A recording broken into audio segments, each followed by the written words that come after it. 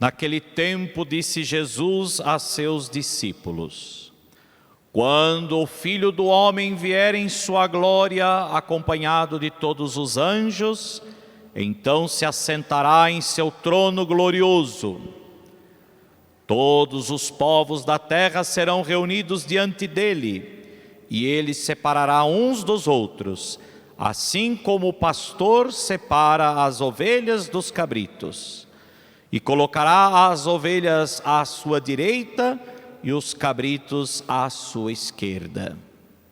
Então o rei dirá aos que estiverem à sua direita: vinde, benditos de meu Pai, recebei como herança o reino que meu Pai vos preparou desde a criação do mundo. Pois eu estava com fome e me destes de comer, eu estava com sede e me destes de beber, eu era estrangeiro e me recebestes em casa, eu estava nu e me vestistes, eu estava doente e cuidastes de mim, eu estava na prisão e fostes me visitar. Então os justos lhe perguntarão: Senhor, quando foi que te vimos com fome e te demos de comer? Com sede e te demos de beber? Quando foi que te vimos como estrangeiro e te recebemos em casa, e sem roupa e te vestimos? Quando foi que te vimos doente ou preso e fomos te visitar? Então o rei lhes responderá: em verdade eu vos digo, todas as vezes que fizestes isso a um dos menores de meus irmãos, foi a mim que o fizestes. Depois o rei dirá aos que estiverem à sua esquerda: afastai-vos de mim, malditos, ide para o fogo eterno, preparado para o diabo e para os seus anjos. Pois eu estava com fome e não me destes de comer, eu estava com sede e não me destes de beber, eu era estrangeiro e não me recebestes em casa, eu estava nu e não me vestistes, eu estava doente na prisão e não fostes me visitar. Eles responderão também eles: Senhor, quando foi que te vimos com fome ou com sede, como estrangeiro ou nu, doente ou preso, e não te servimos? Então o rei lhes responderá: em verdade eu vos digo, todas as vezes que não fizestes isso a um desses pequeninos, foi a mim que não o fizestes. Portanto, estes irão para o castigo eterno, enquanto os justos irão para a vida eterna. Palavra da salvação. Glória a vós, Senhor.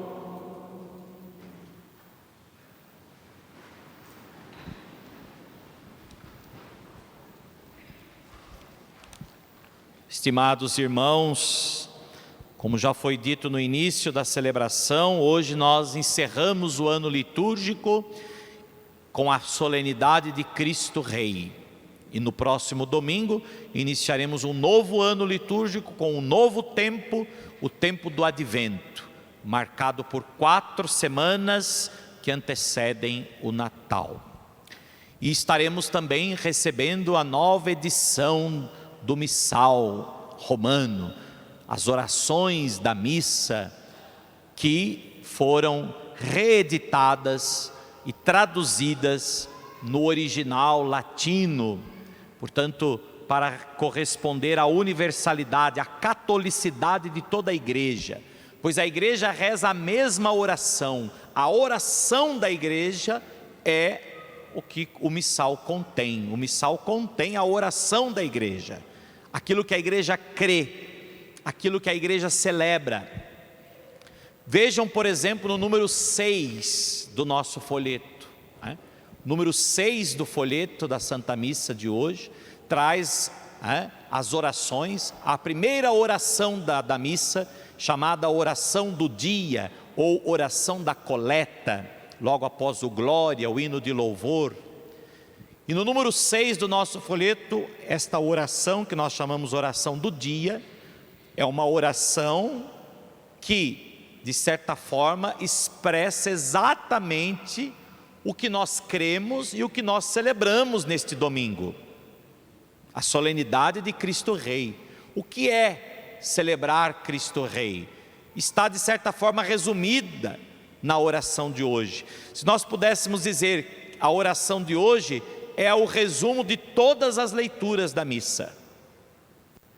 A missa, meus irmãos, não é colocada as orações soltas. A missa é um rito, e dentro do rito existem orações que estão ligadas umas às outras. A oração da coleta, que é a oração inicial do número 6, depois a oração sobre as oferendas, depois a oração após a comunhão, depois também o prefácio, que é a oração que vem antes do santo, e depois a primeira leitura, o salmo, a segunda leitura, o evangelho, depois a oração eucarística. E dentro do rito da missa, todas estas orações estão interligadas, estão em comunhão. Vejam só, por exemplo, a oração então inicial da missa de hoje, do número 6 do nosso folheto. Deus eterno e todo-poderoso, ou seja, estamos nos dirigindo ao Pai. A missa é um culto ao Pai. Todas as orações da missa são dirigidas ao Pai, por Cristo, no Espírito Santo. Por isso que toda oração conclui, por nosso Senhor Jesus Cristo, vosso Filho, na unidade do Espírito Santo. Mas a oração da missa, toda a missa, a oração da missa é dirigida ao Pai. Portanto, iniciamos a oração dizendo: Deus eterno e todo-poderoso, que dispusestes restaurar todas as coisas no vosso amado Filho, Rei do universo. Deus Pai é o Criador de todas as coisas. Por Ele todas as coisas foram criadas.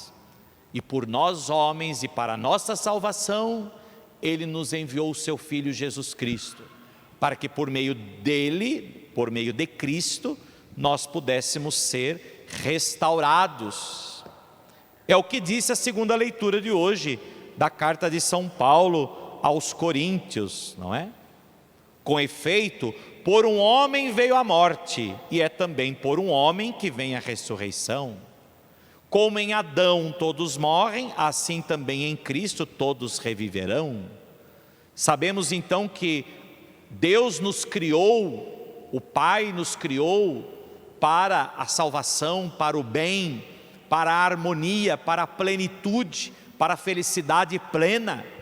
Fomos criados para Deus, para viver a vida com Deus, mas o pecado nos afastou de Deus. O pecado fez com que nós perdêssemos a dignidade de termos sido criados à sua imagem, à sua semelhança.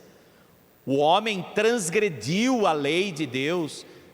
O homem, pela sua autossuficiência, então, perdeu esta dignidade. Mas Deus esteve sempre disposto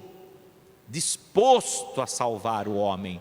Por isso, Deus Todo-Poderoso, que dispusestes, ou seja, Deus sempre dispusestes restaurar todas as coisas no vosso amado Filho, Jesus Cristo, Rei do Universo. Como em Adão todos morrem, em Cristo todos reviverão. Se por Adão nos veio a morte, em Cristo nos veio a vida eterna. Se por Adão nos veio o pecado, e com o pecado a inimizade com Deus, em Cristo nos veio a integridade, a reintegração ou a amizade com Deus. Por meio de Cristo nos veio a nova e eterna aliança. Se por Adão o homem quebrou a aliança, por meio de Cristo, o novo Adão, o novo homem, nos vem a aliança eterna e definitiva com o Pai. Por isso vejam, em Deus, por meio de Cristo, todas as coisas foram restauradas. dispusestes restaurar todas as coisas no vosso amado Filho, Rei do Universo. Por isso interessante também que em todas as leituras da missa de hoje, nós vemos a imagem de Cristo, Rei e Pastor. O Cristo Rei é o Cristo Pastor. A primeira leitura fala do pastor: eu mesmo vou cuidar das minhas ovelhas, eu mesmo vou cuidar do meu rebanho, eu mesmo vou enfaixar a ovelha de perna quebrada, eu mesmo vou carregar a ovelha fraca, eu mesmo vou vigiar as ovelhas gordinhas. Olha só, Deus vigia as ovelhas gordinhas, aqueles que comem demais. Deus está de olho, viu? Eu mesmo vigiarei as ovelhas gordas, diz o profeta Ezequiel. Que interessante isso. Para mostrar o que, meus irmãos? O cuidado que Deus tem conosco. Ali ele define a relação de Deus com os homens. A relação de Deus com os homens é uma restauração, é uma relação de preocupação, de carinho, de cuidado. Quem não se preocupa com o outro, não cuida do outro. Quem não é capaz de chamar a atenção do outro, não cuida do outro. Quem não é capaz de ficar vigiando o outro, não cuida do outro. Não é ficar vigiando a vida dos outros, não. Mas vigiar os filhos. O que significa vigiar? Nós estamos ouvindo isso já nas leituras de domingos anteriores. Quem é o vigia? O vigia é aquele que está atento aos sinais. Vigiar não é ficar bisbilhotando a vida do outro, mas vigiar é ficar observando os sinais que o outro está dando. Às vezes o filho está dando um sinal de que ele está se extraviando. Às vezes o filho está dando um sinal de que ele está ficando doente. Ou o pai, a mãe, o irmão, o amigo. Então vigiar o outro, vigiar a ovelha gorda, não significa só ficar bisbilhotando a vida dela, quanto que ela está comendo ou não está comendo, Mas vigiar significa estar atento aos sinais que a ovelha dá. Se ela está doente, se ela está fraca, se ela necessita de algo. Isso é cuidado, isso é preocupação, isso é amor. Dizia isso ontem para as crianças, Porque hoje nós vivemos numa cultura, nós que tivemos uma formação mais tradicional, podemos assim dizer, hoje não, hoje os pais estão até mais assim, de certa forma, demonstrando mais amor aos filhos por palavras, por gestos, beijo o filho, abraço o filho, Às vezes o pai também está estragando mais o filho, deixa o filho fazer o que quer, o filho, faz o que quer, não é bem isso também, mas tem que pôr limite sim nos filhos, isso também é cuidado. Mas a gente que veio de uma formação mais tradicional, não ouviu muito isso dos pais, os pais dizerem que ama a gente, os pais beijarem a gente, Eu posso dizer a vocês que é raríssimas vezes que eu dei um beijo na minha mãe ou minha mãe deu um beijo em mim, Mas é uma formação que ela recebeu e que ela transmitiu, Mas vejam só, e eu dizia isso às crianças ontem, os pais nos amam como Deus ama e cuida de nós, mas esse amor de Deus não é só demonstrado assim nesses gestos exteriores. O pai e a mãe amam vocês, mesmo que ele não beije vocês, que ele não diga isso para vocês, mas o pai e a mãe ama porque ele vigia vocês, ele cuida de vocês. Quando a criança vai sair de casa, quando o filho vai sair de casa, até hoje, depois de grande, Um dia eu fui buscar lá o Serginho na casa dele, aí a dona Sônia falou assim, leva a blusa. Não é isso, dona Sônia? Quando um filho sai de casa e a mãe diz, leva a blusa, é como se ela estivesse dizendo, eu te amo. Então nem sempre ouvir falar eu te amo significa que ama. O amor se traduz também nas atitudes, no cuidado, na vigilância. Então, que a gente aprenda a ser restaurado também. Deus que dispusestes restaurar todas as coisas em Cristo. Quem é esse Cristo Rei? Ele é o pastor, como nos apresentou as leituras de hoje, que cuida das ovelhas, que vigia as ovelhas e que também separa.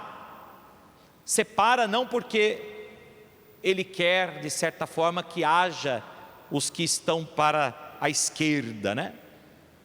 Os cabritos, os que fazem o mal estão sempre do lado esquerdo, está vendo? A esquerda é sempre mal, né? Os que estão na direita são bons. Não é isso que o Evangelho está dizendo, não. Não é questão política, quem é de direita, quem é de esquerda, né? Mas a esquerda ou a direita é para mostrar, olha, haverá uma separação, né? Pode ser que os que estejam à direita sejam os ruins e os à esquerda sejam bons, mas na verdade não é a questão do lado, do que é ovelha, do que é cabrito, não. Haverá uma separação natural, a partir da escolha que nós fazemos, da liberdade que temos e de Deus recebemos, e para isso nós escolhemos. E diante das escolhas que fazemos, a separação será inevitável, né? Portanto, nele, em Jesus Cristo, fomos restaurados, todas as coisas restauradas no vosso Filho, Rei do Universo. Fazei então que todas as criaturas, libertas da escravidão e servindo a vossa majestade, vos glorifiquem eternamente. As leituras nos falam também desta libertação, né? A libertação da escravidão. O que é a escravidão? O pecado. O pecado nos leva à escravidão. Por isso que Deus vigia a ovelha gorda, por isso que Deus está atento, por isso que Deus está sempre atento aos sinais que nós damos, porque muitas vezes nós estamos dando sinais de escravidão, estamos nos tornando escravos do pecado. O pecado nos escraviza, o pecado é um vício, né? O que é o vício? O vício é quando você já não é mais livre para escolher. Se você é viciado em alguma comida, viciado em alguma bebida, viciado em alguém, né? Viciado em alguma coisa, viciado num jogo, viciado nisso ou naquilo, viciado no celular, viciado na televisão, viciado nisso, né? Enfim, o vício é uma dependência e ele é uma escravidão. Por quê? O que é o vício? É você não ter a liberdade de dizer, agora não vou fazer isso, né? O vício é quando você já não consegue mais tomar uma decisão por si mesmo. Você sabe o que é o certo, você sabe o que é o melhor, você sabe o que pode, o que vai te trazer um benefício, mas não consegue fazer aquilo que você sabe que é bom. Por quê? Porque está preso àquele, né, vício. É aqui que entra a escravidão, né? Escravo é aquele que não tem liberdade própria, aquele que não tem escolha própria. Esse é o escravo. O escravo, ele não consegue dizer sim e não, ele só diz aquilo que o seu senhor manda. O Senhor diz, ele obedece.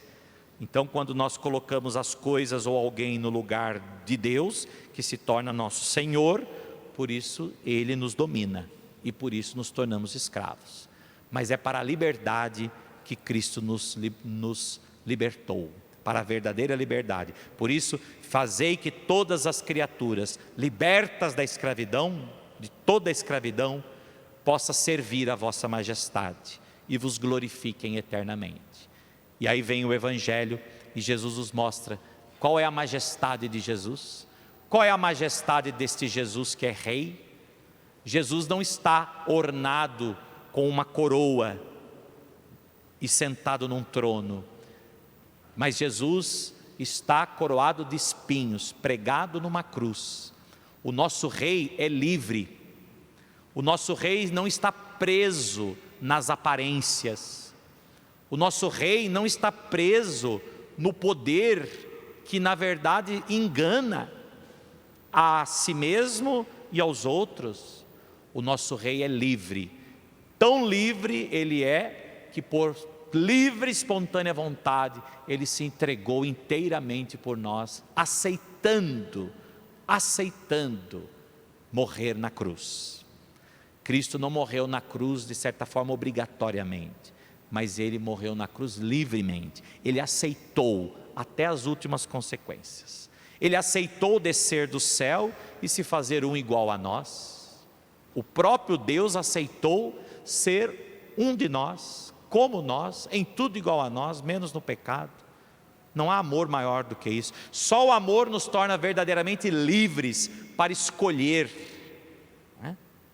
Quando disseram para Jesus: se você é o Filho de Deus, desce da cruz. Jesus poderia descer da cruz, ele tinha poder para isso, mas se ele descesse da cruz, ele não seria livre. Se ele descesse da cruz, ele seria escravo das aparências, escravo do poder. Se ele descesse da cruz para provar às pessoas quem ele era, ele seria escravo. Portanto, meus irmãos, já perceberam como nós somos escravos dos outros? A gente é escravo do que o outro acha de nós, do que o outro pensa de nós, de como o outro vai nos julgar, do que o outro vai dizer sobre nós. Jesus não se apegou a nada, não se fez escravo de nada, muito pelo contrário, se fez livre. Por isso, desce da cruz. Não, eu sou livre, eu quis entregar a minha vida por amor da humanidade. Por isso, nosso rei, a majestade do nosso rei se manifesta no amor. Por isso, no Evangelho, Jesus diz: olha, todas as vezes que vocês deram um copo d'água com amor, por amor, foi a mim mesmo que vocês o fizeram. E os justos perguntaram: mas quando foi que nós não vimos? Jesus falou: não, todas as vezes que vocês fizeram aos pequeninos, foi a mim mesmo que vocês estavam fazendo. Esse é o verdadeiro amor, meus irmãos, porque quando você dá um copo de água para alguém com um interesse, você dá um copo de água para o seu filho porque ele é seu filho, pronto, ali já não há mais liberdade, ali de certa forma você já está condicionado àquilo. Mas quando você dá um copo de água a alguém que você nunca viu na vida, essa é a verdadeira liberdade do amor, que vai ao encontro do outro, independentemente de quem ele seja. Por isso que Jesus disse: olha, todas as vezes que vocês fizeram isso a um dos menores, foi a mim mesmo que vocês estavam fazendo. É esse o amor que Jesus quer que nós tenhamos uns pelos outros. É esse o reino que Jesus quer que nós possamos, que Jesus quer que nós vivamos. Quando Jesus diz: o meu reino não é daqui, não significa que ele não é vivido aqui. O meu reino transborda na eternidade, mas ele começa aqui. O reino da justiça, o reino da paz, o reino da liberdade, o reino da vida, o reino da graça, o reino do amor.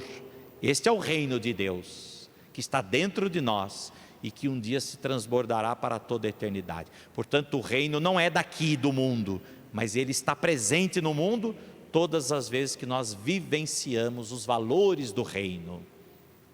Portanto, submeter-se à majestade de Jesus, servir à majestade de Jesus, significa desenvolver em nós a capacidade de amar e de amar sempre. Que ao celebrarmos então hoje a solenidade de Cristo Rei, Rei do Universo, nós possamos nos deixar restaurar por aquele que submeteu todas as coisas ao seu poder, ao seu amor. Assim seja. Amém.